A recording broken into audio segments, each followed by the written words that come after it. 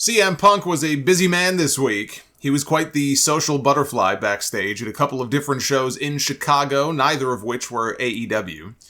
All signs point to his return at the United Center on June 17th for the premiere of AEW Collision on TNT, but Dave Meltzer had an interesting note in this week's Observer. It is not only expected to be the return date for CM Punk, but either the debut or the return of another, what he calls, major name. And I love how he left it open-ended, just enough to get the speculation going. I don't think they have any major names out right now that are waiting to return. I mean, someone like Miro, I would not consider him to be a major name. If it's someone new, one obvious name would be Bill Goldberg. Tony Khan has said he finds the name interesting as a free agent.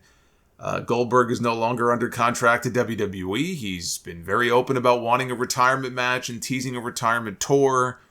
I mean, look, AEW needs Goldberg like they need a pine cone up their ass, which is to say they don't need him. But is there value in bringing him in and building him up to put over someone like Wardlow at Wembley Stadium? Sure. That could sell some tickets. His value is diminished the older he gets, and I think it's diminished a little bit after the last run that he had in WWE. But the timing for Wembley would make sense. You know, you bring him in early in the summer, let him run through some mid-carders on TV, and build to a match with Wardlow. You know, if not Goldberg, there's Mercedes Moné. It depends what her contract situation is with Bushy Road, but they have a working relationship with AEW. I don't think that would be a problem. She would be a huge addition to the women's division. And if they really are going to split the rosters for Dynamite and Collision, and they're going to split the women's division in half, then they're really going to need a big name to anchor the women on that show, and she would be the one. Does she want to sign full-time with anybody right now? I don't know. The only other name that comes to mind, I'm thinking of major name. Who would be a major name to that AEW audience? And the only other name that comes to mind would be Kota Ibushi. But I can't see him coming in full-time, and if he does come in, he's going to be on whatever show the Elite is on, which is not the CM Punk show. So that seems unlikely. But the rumored meeting between Punk and Chris Jericho did take place in Florida last weekend, the big summit. The big Punk and Jericho summit. They should have streamed it on Fight. According to Wade Keller of The Torch, the meeting was said to have gone well. But that is all we know at this point. How long the meeting lasted, if there was any airing of grievances, if Jericho sang his song and Punk threw dollar bills at him and tucked him in his G-string, we don't know. Punk was also in Florida to do commentary for the Cage Fury Fighting Championships promotion, and it was on his way back home from Florida, on his way back home from that meeting with Chris Jericho, that he ended up on the same flight with several members of the WWE roster. And it led to Punk making a pit stop on his way back to AEW when he showed up backstage at Monday Night Raw. Punk's first time back at Raw since the night he walked out after the Royal Rumble in 2014. Per Mike Johnson of PW Insider, here's how it all went down.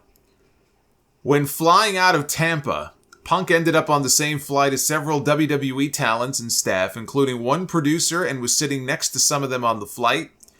At that point, Punk learned WWE was at the Allstate Arena, which is close to his home. At some point before the show, Punk arrived at the venue and was brought inside by other talents. Punk was in a common area in full view of anyone who came past him backstage and ran into Paul Levesque. And Johnson was told that by someone there who witnessed the interaction that the two shook hands, and Punk asked if it was okay that he visit, and if Levesque had time, could they speak for a couple of minutes. And Levesque allegedly said that he had to make sure it was okay with the big guy, obviously in reference to Vince McMahon. Punk remained in that common area and spoke to a number of talents who happened to be walking by, including The Miz. And Johnson was told that they spoke for some time, clearing up whatever past issues there were between them. For those who don't know, Punk and Miz used to be pretty good friends. Until Punk buried him on his DVD and the fact that Miz headlined WrestleMania before he did. Which, as we know, is something that once upon a time used to really eat away at CM Punk, that he couldn't get in the main event of WrestleMania. So the fact that Miz did it before him, I'm sure that he was probably just in a rage at that time.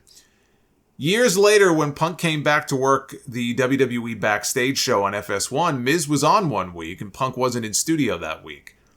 And Miz made a comment about being sorry that he didn't change the culture, which was a little jab at what Punk said what he would do when he first joined the show. Punk was not amused by this, and he took to Twitter to tell Miz to go suck a blood money covered dick in Saudi Arabia, you fucking dork. So Punk wanted to clear the air with Miz, I guess, about the whole blood money covered dick thing. Punk was never behind any closed doors. There were said to be no secret meetings. Punk was then asked to leave, which was a Vince McMahon call, at which point he said his goodbyes and he left. Based on the response from those within AEW, this was not something that most, if anybody in the company, knew was going to happen, as the immediate reaction was that this had to be some sort of lie that was being passed around. Even within WWE, the initial reaction that Punk had even visited was complete disbelief. And with the exception of those who had actually seen him, many thought that it was a fake story. Johnson said he actually had a WWE executive call him and ask if the website had been hacked after they broke the story that Punk was backstage. CM Punk is not going back to WWE. He can't. Even if he wanted to, he can't, because he still has years left on his AEW contract. And they don't want another contract tampering accusation from Tony Khan. AEW has sent legal letters to them about this before, so they don't want to get involved in this. I can understand why Vince McMahon had security send Punk out of the building. One thing CM Punk is very good at is getting people talking. It just so happens that with him being weeks away from a return to AEW, supposedly, after all the Chicago shows that WWE has run in the 9 years that Punk walked out, that he chooses now to show up and say hello and show his face, and to make amends with people like The Miz. That is a message being sent to certain people who are unwilling to do the same. Wrestlers who've shown up backstage at shows for rival promotions before. I mean, it happens quite commonly. Punk is not the first person to do it, but he is a much bigger name than most. There was no way people were not going to be talking about it once they saw him, and he knew that. But WWE was not the only place that he showed up this week. He was backstage at the Impact Wrestling tapings last night in Chicago, visiting with people, including Ricky Morton, and to watch Naomi make her Impact debut, the former Naomi from WWE, now going by her real name, Trinity. This is not going to air until Thursday, but Impact already spoiled it themselves on its own social media. And Scott D'Amore even put out a statement about it, so it's not much of a secret at this point. At the Friday tapings, she came to the ring to cut a promo and said that she is coming for the Knockouts title. She was confronted by the Knockouts champion, Deonna Purrazzo, and then she worked her first match last night against Kylin King, one half of the reigning Knockouts tag team champions. This was her first match since May of last year when she and Sasha Banks walked out of Monday Night Raw. They put their tag team titles down on Johnny Hot Pants' desk and they left, never to return. And her promo is going to air this Thursday. The match that she had is going to air a week from Thursday.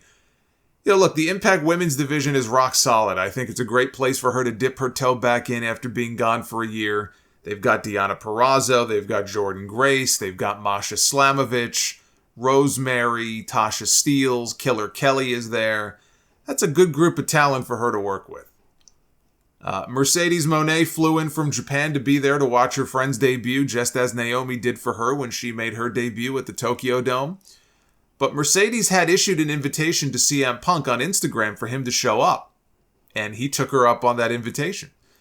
Punk was the first name publicly to speak out in support of Sasha and Naomi when they walked out on WWE. He was talking about, and he never named them in the tweet that he put out at the time, but he talked about, you know, standing with your coworkers no matter what, and you're expendable, but together you're unstoppable. So he really was the first person to publicly stand in support of them.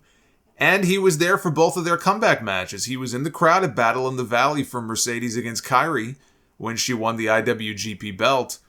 And now he was there for Naomi's debut here for Impact. So it's nice to see him showing support for the two of them.